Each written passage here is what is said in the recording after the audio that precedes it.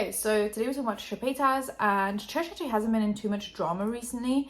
There are just like a few things that are happening recently that are pretty interesting. Obviously, Trisha's very pregnant right now and staying out of drama as far as like mainly compared to like last year, staying out of drama. But Ethan Klein has recently spoken up about Trisha and we've got some like extra information. So let's just get into all of that. Before we do that, subscribe, make sure you subscribe, YouTube's unsubscribing, and turn on post notifications, like, comment, because the more engagement, the more it gets pushed out, allegedly. And then I also have a podcast and a book channel and a beauty channel, a lot of other things. If you guys want to check any of that out, it'll be in the description. Now, let's get into it. So Trisha actually has an ASMR channel now, which is very successful. So Trisha was actually like, the views were dwindling for Trish for a while on her main and like her, I think she has like a main channel, a second channel. After saying that she wouldn't have a family channel, she has actually started a family channel, and then now she has an ASMR channel. So her views on her main and her second were dwindling quite a bit. She was in like that 50k range, which I think she has like 5 million subs. Obviously after the like height of frenemies, you would think that her views would be much higher, but they're not. So she then started an ASMR channel, and that is doing super well for her, like hundreds of thousands of views.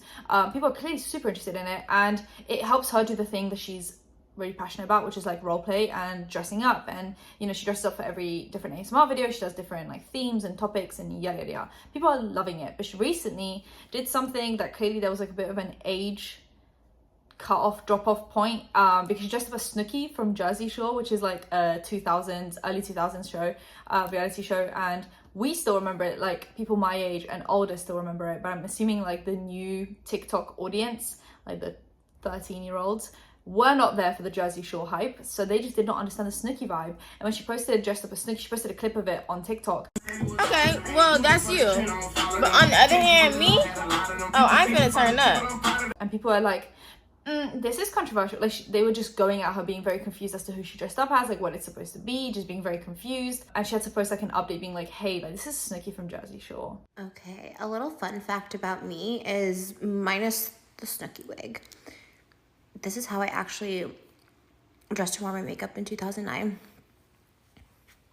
But I'll even worse. Let me show you. I mean, tan.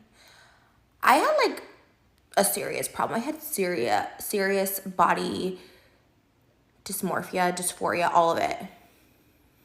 This was like a TV show I did.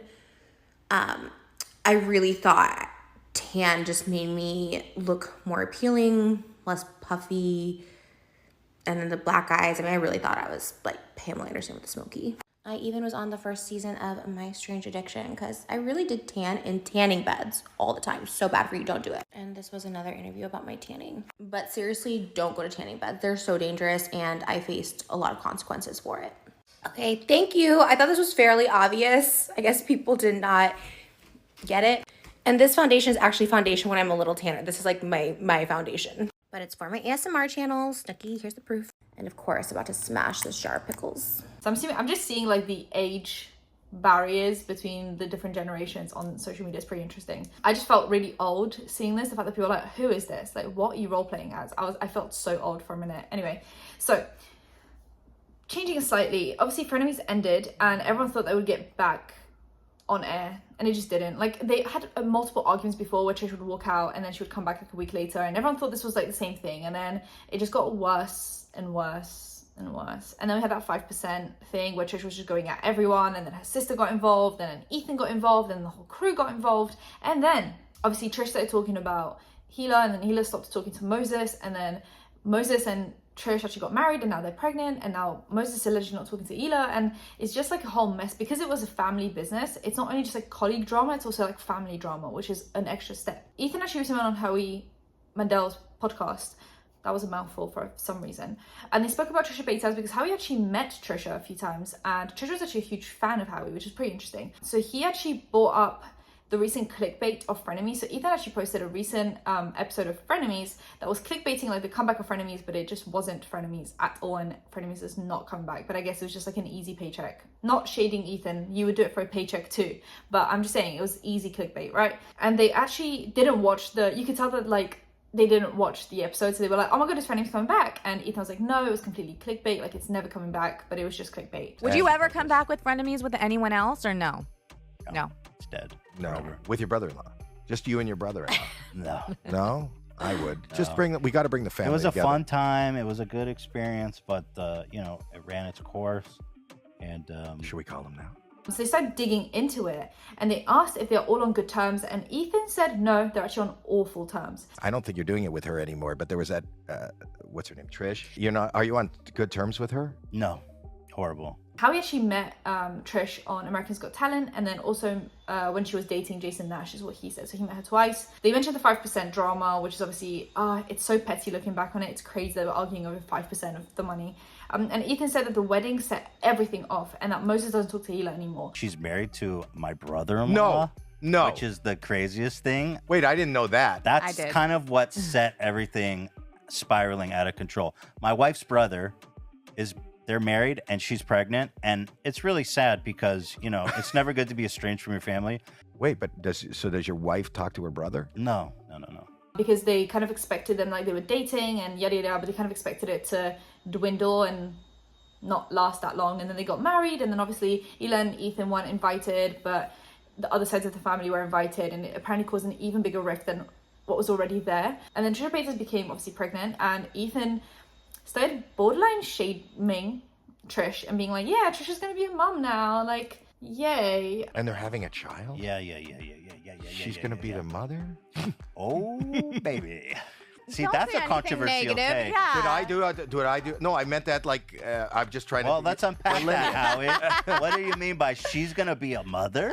Which you can tell he's just kind of not convinced about, I guess, Trisha's motherhood, which is a whole other conversation that I don't want to get into. I don't want to speculate on what kind of a mother she's going to be. I'm sure it's going to be great. I'm hoping, it's going to be great. And Ethan said that he was really shocked that she was pregnant because they had only been dating for about a year at that point, he said. Yeah, he was just shocked that it happened, and you can tell that he's just kind of unsure about how the whole thing is going to go. Now, apparently the in-laws hate Trish, and people are like, oh my god, is it like Hila's family? He's like, no, as in my side of the family hates Trish and we just want nothing to do with her. And then Hila doesn't talk to Moses, and then Hila and Moses' parents are in a different country, so they don't really get to experience Trish on a daily basis, but they were actually at the wedding and at the gender reveal. But because they're in a different country, they almost kind of like miss out on most of the drama because they're kind of like detached from it, so it doesn't really affect them as much. And apparently they're completely fine with Trisha's side of the family, so it's created a bit of a rift. They also asked Ethan if they would do frenemies again, and he said nope. And Howie said, how about we just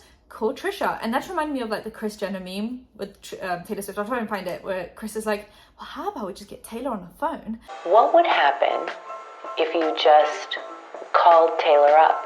It just sounded like that when Howie was like, almost because he wasn't part of the drama and he wasn't part of like how everything fell out. Like I feel like we were there live watching it fall apart, fall out, all the TikToks, all the tweets, all the text messages getting exposed, the live streams, like the whole thing. We watched it all go down to the point where like it imploded. Like we know that frenemies is never coming back. When it first fell out, we thought it was going to come back, and then after all the further drama, like I knew that it was never going to come back. And like I understand why they don't talk anymore. I get it. But Howie just almost feels like, because he's completely detached from how the whole thing went down, he's just like, oh, this is just like colleague drama. How about we get Trish on the phone and we just resolve it? And I'm like, I don't think getting Trish on the phone is going to resolve anything. Ethan was kind of up for it at first, and I think then he kind of thought about like the consequences of that and what that is going to start. And then he actually said, how about we call Hila first and we ask her what she thinks? And he was like, absolutely not. It's not happening. We're not entertaining it. Stop. You want to call Trisha Paytas right now? Yeah. Here, I'll give you your number.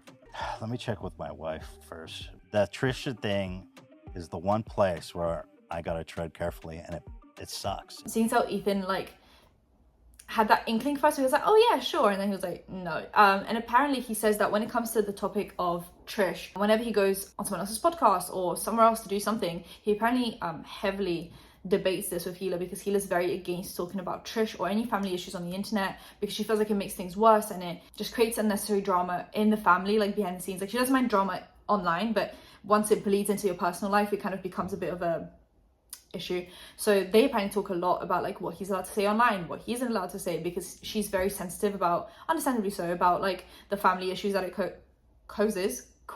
So when he was like, oh, should we call Trish? Ethan's first response was, yeah, sure. And then he thought about like, what would Hila think about this? And he said, let's call Hila. And Hila said no.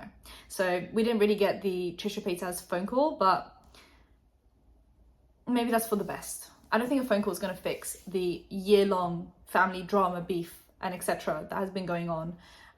for the last year. Like, I just feel like it's not going to fix it. Like, I think they would need like family therapy behind the scenes and like months of trying to resolve it and talk through things before they could even begin to be on good terms again. And I just don't really see them doing that right now. But maybe at some point, once like the dust settles and like everyone's a lot more calm, maybe then they can start to reunite. It's just kind of sad that, you know, Trish had a wedding and they didn't attend, and now, you know, she's going to give birth and they're not going to be there for the like first few months of the baby's life or ever. You know, I don't know if they're ever going to resolve it, but I mean, for now it just seems like they're not going to resolve it, and there's like the first few months of the baby being around. So it's just, you know, it's a sad situation all around. That's everything about Trisha Paytas, Ethan Klein, the whole family, frenemies, and everything else. So subscribe to the bell, like, comment for engagement, and I'll see you in my next one. Bye guys.